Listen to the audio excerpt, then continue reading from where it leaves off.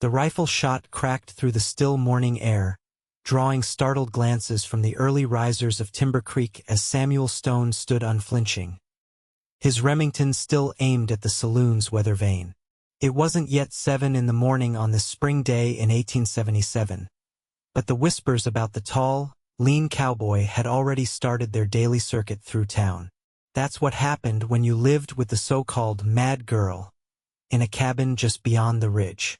"Showing off again, Stone?" Marshal Donovan called from the boardwalk, tipping his hat back. "Ain't gonna change folks' minds about your situation." Samuel lowered his rifle slowly, his sun-weathered face betraying nothing as he secured the weapon to his saddle. "Just making sure my aim's true, Marshal. Never know when you might need it." The older man snorted. "What you need is some sense knocked into that thick skull. Pretty boy like you could have had any girl from here to Kansas City. Instead, you shackle yourself to that." Samuel's piercing blue eyes cut through the morning haze with a warning that made the marshal trail off. "That'll be all," Samuel said, his voice quiet but carrying the weight of a promise no one in Timber Creek would want him to keep. He mounted his chestnut mare with the easy grace of a man who'd spent most of his 27 years in the saddle. 3 years back, he'd been the most sought-after ranch hand in the territory, dependable, hard-working, and unmarried.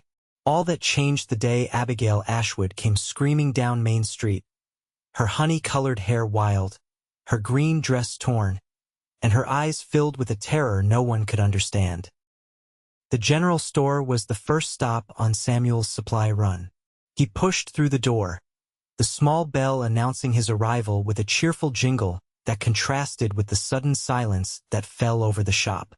"Morning, Mr. Willoughby," Samuel said evenly, placing his list on the counter. The shopkeeper took it with reluctant fingers. "Stone." He nodded curtly. "The usual, then? With extra coffee this time. And that book of poetry you got in last month, is it still here?" Willoughby raised his eyebrows. "Tennyson? You sure that's what you want?" "It's not for me," Samuel replied, though he owed no explanation. "Ah," Willoughby said, the single syllable loaded with judgment. "For her." He began gathering the supplies, moving with deliberate slowness. "Don't see how poetry's gonna fix what's broken in that head of hers." Samuel's jaw tightened. "Just the supplies, Willoughby." From the corner of the store, Widow Jenkins cleared her throat. "Such a waste," she said loudly enough for everyone to hear. "Taking in that raving lunatic when Caroline Miller's been sweet on you since you came to these parts." Samuel turned slowly. "Mrs. Jenkins, with all due respect, I'd appreciate if you'd mind your own affairs." "It is our affair when there's a mad woman living among decent folk," she retorted. "Screaming at nothing, drawing those strange symbols, talking about things no Christian woman should know." Samuel placed his money on the counter with deliberate care. "She's not mad. She's seen things." He gathered his purchases. "Things that would turn your hair white if you knew half of it." The store fell silent as he walked out, the bell chiming in his wake. Samuel secured his supplies to his saddle, aware of the eyes tracking his movements from every window along the street. 3 years, and still they watched, still they whispered. The ride back to the cabin took nearly an hour, the trail winding through pine forest and across a small creek before opening onto the modest clearing where he'd built their home. It wasn't much, 2 rooms with a stone chimney and a small garden plot, but it was theirs, and it was safe.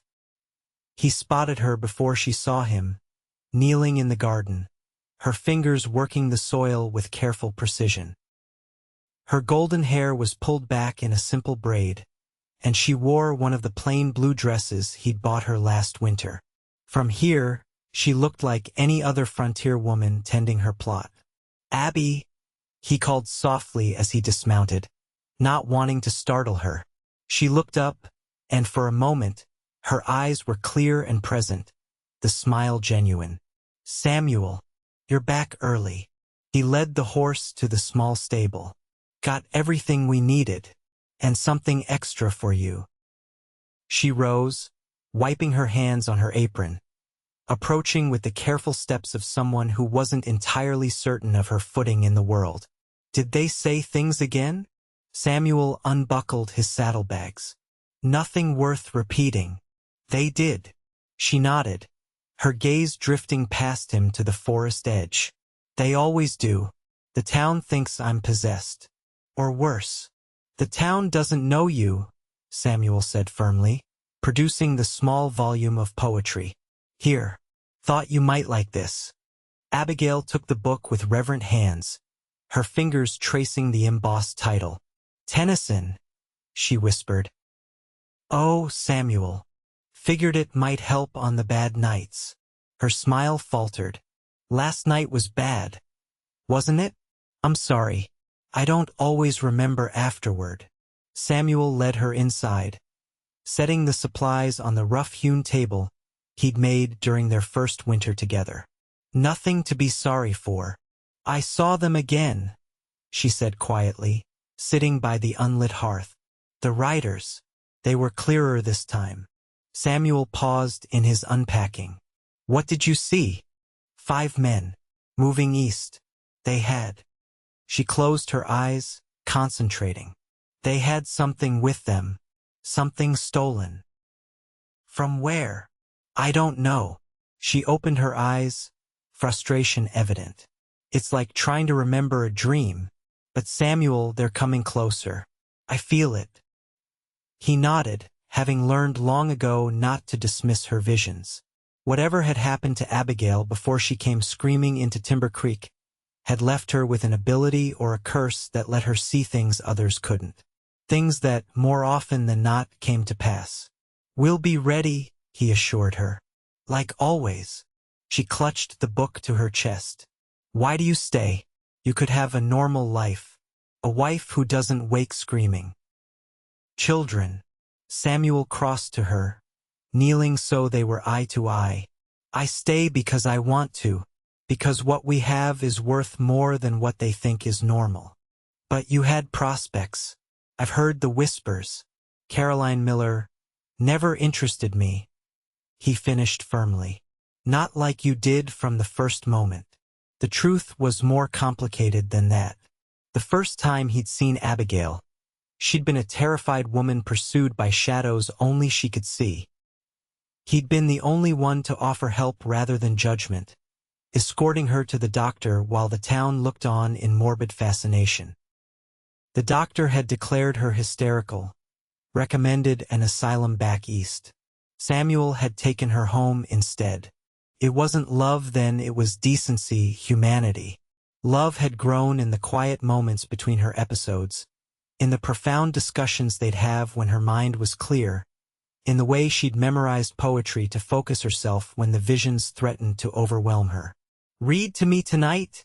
She asked, her fingers running along the book's spine. Of course. He brushed a stray hair from her face. But first, let's get some dinner started. I'm half-starved after town. They fell into their routine, her chopping vegetables while he prepared the meat, working in companionable silence punctuated by occasional observations about the garden or the weather. In these moments, Samuel could almost forget the rest of the world existed, with its judgments and cruelties. The calm shattered with the setting sun. Abigail dropped her knife mid-cut, her body going rigid, eyes wide and unfocused. They're here, she whispered, voice strained. Samuel, they're here. He was at her side instantly, one hand on her shoulder, the other reaching for the rifle he kept above the door. Who's here, Abby? The riders. 5 of them, heading for town. Her hands began to shake. There's blood on them, Samuel. So much blood. He guided her to a chair, kneeling before her. What else do you see? A lockbox. Gold. And she gasped, her back arching. Oh God, they're going to burn it. They're going to burn the town. Samuel had learned to trust her visions. Too many had proven true to dismiss them as madness. Stay here, he said, grabbing his rifle and checking the ammunition. "Bar the door behind me." "No!" Abigail clutched his arm. "Not alone. They're killers, Samuel. Professional men. All the more reason for you to stay safe. I need to come. I can. I can see them when others can't. I'll know where they'll be before they're there." Samuel hesitated. Taking her into town would mean facing not just potential outlaws but the scorn and judgment of people who thought her insane. Yet he'd seen too many of her predictions come true to doubt her now. "All right," he said finally. "But you stay close to me, understand?" She nodded, her eyes clearing momentarily as she reached for her shawl. The ride into town was tense, with Abigail seated behind him on the mare, her arms wrapped tightly around his waist. The moon was nearly full, casting silver light across the landscape and making shadows dance ominously between the trees. "They came this way," she murmured against his back. "Not more than an hour ago." As they crested the ridge overlooking Timber Creek, Samuel felt his blood run cold. Even from here, he could see unusual movement in the streets, men on horseback moving with purpose, not the casual evening traffic of a small town. "We're too late," Abigail whispered. "They're already there." Samuel urged the horse forward, keeping to the shadows as they approached the edge of town. The sound of breaking glass reached them, followed by a woman's scream. "Bank first," Abigail said with unnerving certainty. "Then the saloon. They want everyone scared, confused." He tied the horse in a secluded spot behind the livery. "Stay close," he instructed, checking his rifle once more. They moved through back alleys, avoiding the main street where shouting had erupted. Samuel caught glimpses of riders, hard-looking men with bandanas pulled up over their faces, herding townspeople toward the center of town. "That's Donovan," Abigail whispered, pointing to where the marshal was being marched at gunpoint, his hands raised. "How many can you see?" Samuel asked. "5, like I said. The leader, he's the one with the scar." She pointed to a tall man issuing orders. "He's the worst of them. He enjoys this." Samuel assessed their options. He was one man against 5 armed outlaws. Even with his sharpshooting skills, the odds weren't good. "We need help," he muttered. "There." Abigail pointed toward the gunsmith's shop. "Mr. Evans keeps a second rifle under the counter. And Deputy Morris is hiding in the stable." Samuel looked at her in amazement. "How do you—" "I just see," she said simply. "It's clearer now than ever before." A plan formed quickly. Samuel would get to Deputy Morris, while Abigail, against his better judgment, would make her way to Evans' shop to secure the extra weapon. They'd converge at the back of the general store, which offered a view of the town square where the outlaws were gathering everyone. "Be careful," he warned her. "If anyone spots you, I know where they'll look before they look there," she said with unexpected confidence. "Trust me, Samuel." He did more than he trusted anyone else in the world. With a quick squeeze of her hand, they separated. Samuel moved silently toward the stable, keeping to the shadows. Inside, he found Deputy Morris cowering behind a stack of hay bales, his young face pale with fear. "Stone?" the deputy whispered. "What in God's name is happening?" "Raiders," Samuel said tersely. 5 of them. They're after the bank, but it sounds like they've got other plans too." "How'd you know they were coming?" Samuel ignored the question. "You armed?" The deputy nodded, showing his revolver. "But what can we do? There's just 2 of us." "3, Samuel corrected. "And we have the element of surprise." Outside, they heard the leader's voice boom across the square. "Citizens of Timber Creek, my apologies for the late visit, but business is business. Your bank holds something that belongs to my employer. We'll be taking it, along with any valuables you fine folks wish to contribute." Laughter from the other riders followed the announcement. "You've got 10 minutes to empty your pockets before we start getting impatient," the leader continued. "And believe me, you don't want that." Samuel peered through a crack in the stable wall. The townspeople, maybe 30 in all, were gathered in the square, surrounded by 4 of the riders. The 5th, presumably the leader, was heading toward the bank with Marshal Donovan at gunpoint.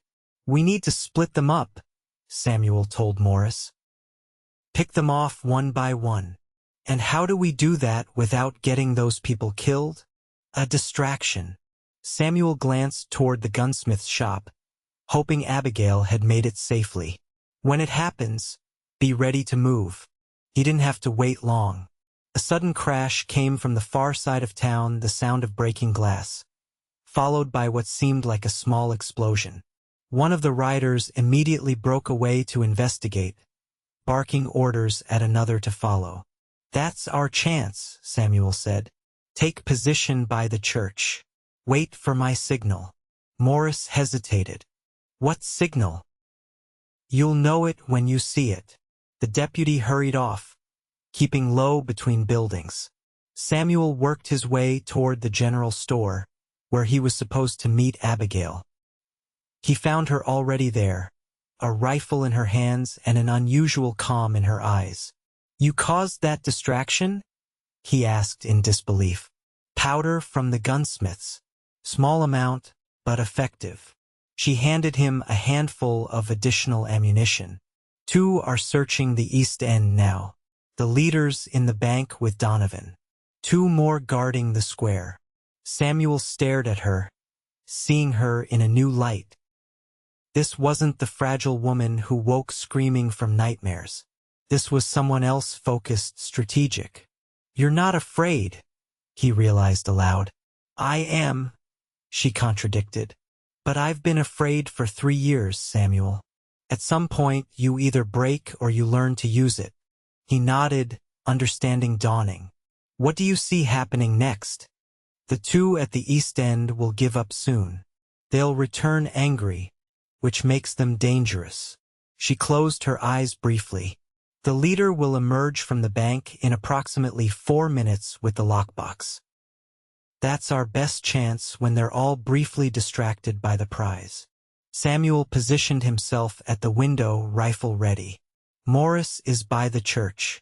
He'll have a clear shot at the one near the saloon doors." "I'll take the one by the water trough," Abigail said, raising her own rifle with surprising confidence. "You focus on the leader when he comes out." "Where did you learn to shoot?" Samuel asked, unable to hide his surprise. A ghost of a smile crossed her face. "I grew up on a ranch in Colorado, Samuel. Before." She didn't finish the thought. "My father taught all his children, daughters included." Minutes ticked by in tense silence. True to Abigail's prediction, the 2 searchers returned empty-handed, visibly agitated. The leader emerged from the bank moments later, a heavy iron lockbox in one hand, his gun still trained on Marshal Donovan with the other. "Now," Samuel whispered. 3 shots rang out in quick succession. Samuel's found its mark first, catching the leader in the shoulder and sending him sprawling. Abigail's shot knocked one rider clean off his horse, while Deputy Morris's took down the man by the saloon. Chaos erupted. The 2 remaining outlaws scrambled for cover, firing wildly toward the general store. Samuel pushed Abigail down as bullets splintered the window frame above them. "We need to move," he urged. "They know where we are." They retreated through the back door just as one of the riders approached from the side of the building. Samuel fired twice, missing once but catching the man in the leg with his second shot. The outlaw went down with a howl of pain. "One left," Abigail said, her voice tight with concentration. "He's circling around behind the church." "Morris," Samuel realized with alarm. "He doesn't know." Before he could move, Abigail was already running, keeping low between buildings, heading not toward the church but the schoolhouse adjacent to it. Samuel followed, baffled by her strategy until he saw her scale the back steps to the bell tower with surprising agility. From this vantage point, she had a clear view of the churchyard and the final rider who was indeed creeping toward the unsuspecting deputy's position. Abigail took aim, her hands steady despite the height and precarious footing. Her shot rang true, catching the outlaw in the arm. He dropped his weapon, cursing loudly enough for them to hear even at this distance. Morris spun around, quickly subduing the injured man. The skirmish had lasted less than 5 minutes. All 5 raiders were either injured or disarmed, with the townspeople now rallying to secure them under Morris's direction. Samuel helped Abigail down from the bell tower, a new respect in his eyes. "You're full of surprises tonight," he said quietly. "Not mad," she replied with a hint of defiance. "Just different." As they walked toward the square, the mood of the crowd shifted perceptibly. People who had shunned Abigail for years were looking at her with newfound uncertainty, then growing respect as Deputy Morris loudly explained how she and Samuel had saved the town. Marshal Donovan approached them, his usual gruffness tempered with grudging appreciation. "Stone," he acknowledged, then, with visible effort, "Miss Ashwood, seems we owe you our thanks." "Just happened to be in the right place," Samuel said diplomatically. "No," Donovan corrected. "You knew they were coming." His eyes fixed on Abigail. "Somehow you knew." Abigail met his gaze steadily. "I see things sometimes, Marshal. Things that haven't happened yet. Most people call it madness. I've called it worse," Donovan admitted candidly. "But I can't argue with results." He gestured to the captured raiders. "These men have been terrorizing settlements across 3 territories. There's a substantial reward for their capture." Samuel blinked in surprise. "We don't need—" "Yes, we do," Abigail interrupted firmly. "We need a proper house, Samuel. One with more than 2 rooms." A meaningful look passed between them, especially now. Took a moment for her meaning to register. When it did, Samuel felt as though the ground had shifted beneath him. "Are you certain?" She nodded, a genuine smile brightening her face. 3 months now. I was waiting for the right time to tell you."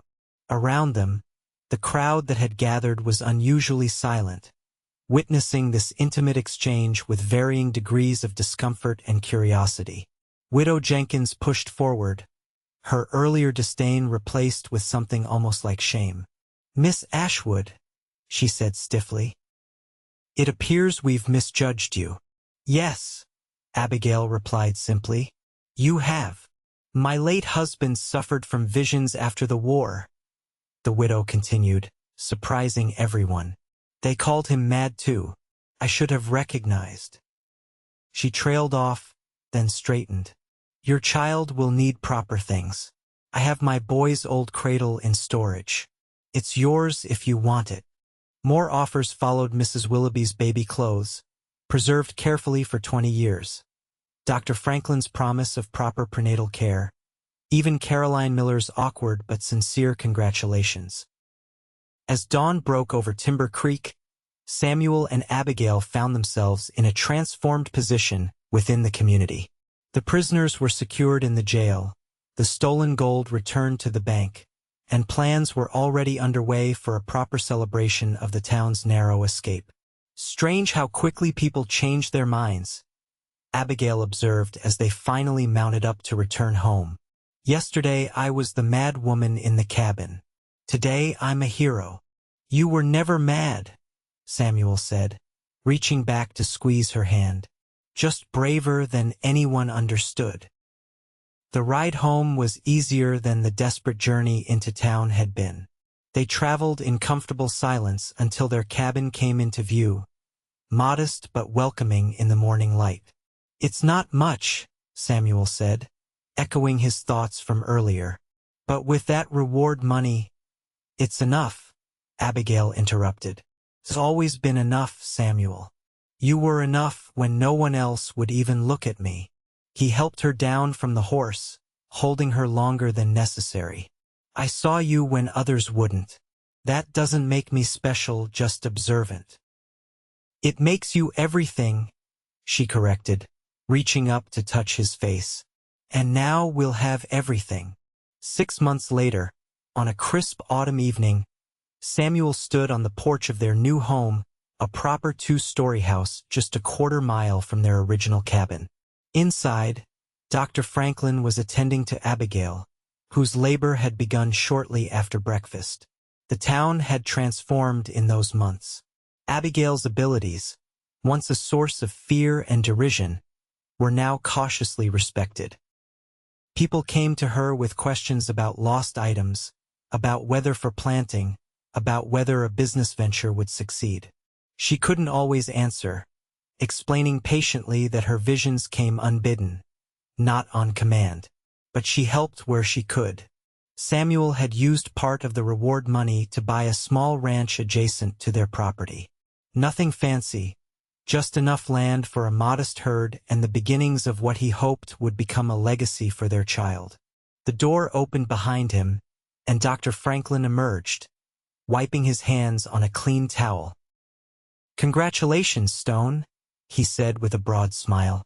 "You have a healthy daughter." Samuel felt his heart swell impossibly. "And Abigail? Tired but well. She's asking for you." Inside, he found Abigail propped up on pillows, her face exhausted but radiant as she cradled a small bundle against her chest. She looked up as he entered, a smile blooming across her features. "Samuel," she whispered, "come meet your daughter." He approached with reverence, lowering himself carefully onto the edge of the bed. The tiny face that peered up from the blankets was red and wrinkled, with a tuft of dark hair that matched his own. "She's perfect," he breathed, gently touching the infant's cheek. "I thought we might name her Hope," Abigail suggested, "because that's what you gave me when you took in the mad girl no one else would help." Samuel leaned forward, pressing a kiss to his wife's forehead. "Hope," he agreed, "perfect for the daughter of the bravest woman I've ever known." Outside, the sun was setting over Timber Creek, casting long shadows across the land that had once seemed so hostile but now felt like home. In the distance, the town lights were beginning to twinkle, a community that had learned, however slowly, to see beyond its fears to the courage that lay beneath. And in that quiet room, as darkness gathered outside, Samuel Stone held his family close, knowing that sometimes the greatest act of bravery was simply to see someone truly see them when the rest of the world looked away.